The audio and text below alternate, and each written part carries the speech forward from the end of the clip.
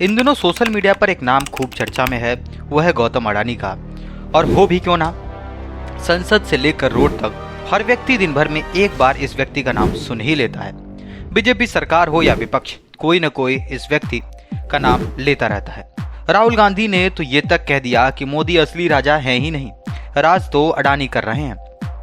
मोदी की जान अडानी में है। सोशल मीडिया पर एक्टिव रहने वाला हर वो व्यक्ति जो अडानी को जानता है, उसके मन में ये एक सवाल जरूर आता होगा कि कैसे एक आम आदमी महज कुछ सालों में इतना ऊपर आ गया। कौन है गौतम अडानी और क्यों हर बार इनका नाम मोदी के साथ जोड़ा जाता है? चलिए इन सारे प्रश्नों के जवाब आपको इस वीडियो में देने का प्रयास करते हैं। कौन है गौतम अडानी? गौतम अडानी का जन्म एक बेहद ही सामान्य परिवार में हुआ सन 1962 में गुजरात के एक छोटे से क्षेत्र बनसकंथा में। वहीं इनके पिता एक कपड़ा व्यापारी थे और ये कुल 7 भाई बहन हैं। स्कूली शिक्षा की बात करें तो इन्होंने अहमदाबाद के ही HCN स्कूल से की। साथ ही ये बात भी जान लीजिए कि इनका जन्म एक जैन परिवार में हुआ है। वो कहते हैं ना, अगर आदमी सामान्य परिवार में जन्मा होता है तो काम तो करना ही पड़ता है, और ये काम तब मजे में बदल जाता है जब आपको बड़ा बनने की भूख हो। इन्होंने 16 साल की उम्र में ग्रेजुएशन करने का सोचा और ग्रेजुएशन के लिए यूनिवर्सिटी ऑफ गुजरात में एडमिशन लिया। लेकिन वो कहते हैं ना, नियति को जो मंजूर हो वही होता है। इनके घर की स्थिति ठीक न होने के कारण इन्हें दूसरे साल में ही पढ़ाई छोड़नी पड़ी। उसके बाद ये गुजरात से पहुंचते हैं मुंबई 1978 में, सपनों के शहर में एक सपने के साथ। पैसे के नाम पर इनके पास कुछ रुपए ही थे और वहां पहुंचकर हीरे के कारोबारी महेंद्र ब्रदर्स की कंपनी में काम किया। और पहले इन्होंने हीरा घिसने का काम किया, उसके बाद में ये हीरो के सप्लायर बन गए। ये काम इन्होंने 3 साल तक किया।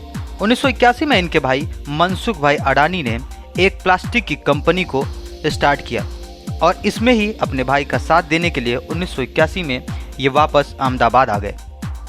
लेकिन उस समय प्रॉब्लम ये थी कि प्लास्टिक की कंपनी के लिए कच्चा माल अरेंज करना काफी कठिन था। लेकिन इन्होंने उसको भी मैनेज किया और साथ में ही अपना धंधा भी करना शुरू कर दिया। कुछ सालों की मेहनत के बाद 1988 में अडानी एंटरप्राइजेस लिमिटेड यानी कि अडानी ग्रुप सामने आया और इस कंपनी ने शानदार काम किया, जिससे 1994 में यह कंपनी शेयर बाजार में लिस्ट हो गई। ये पहली कंपनी थी इनकी जो शेयर बाजार में लिस्ट हुई थी।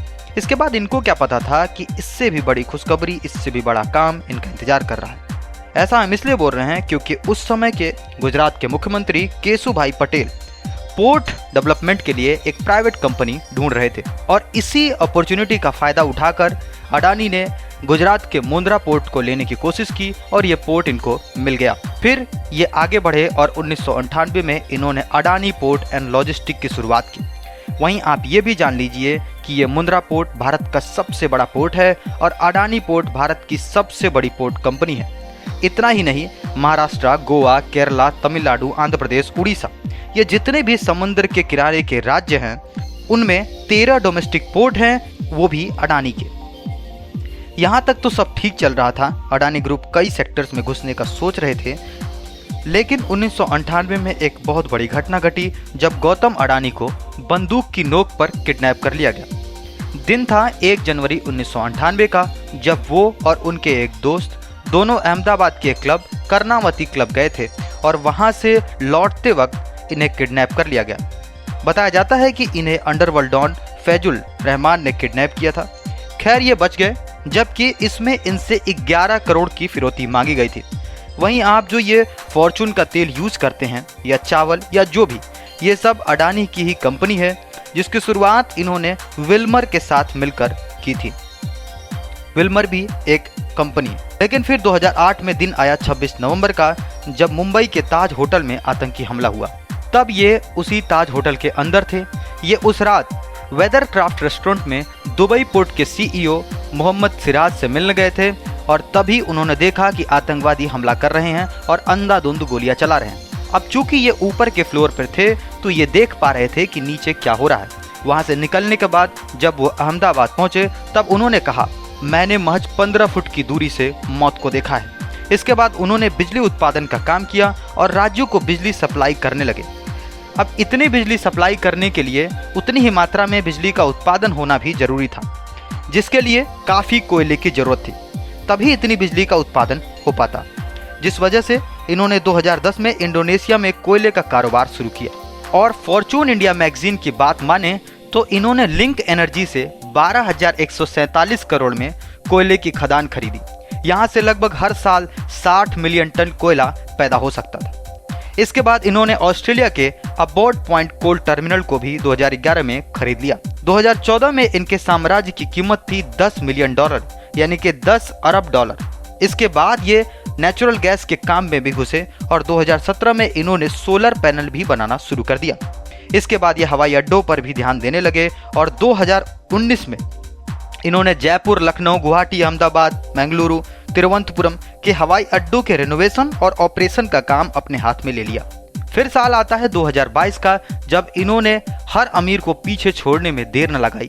पहले इन्होंने मुकेश अंबानी को पीछे किया और उसके बाद दुनिया के तीसरे सबसे अमीर आदमी बर्नौल्ड अर्नोल्ड को पीछे करके खुद दूसरे नंबर पर आ गए।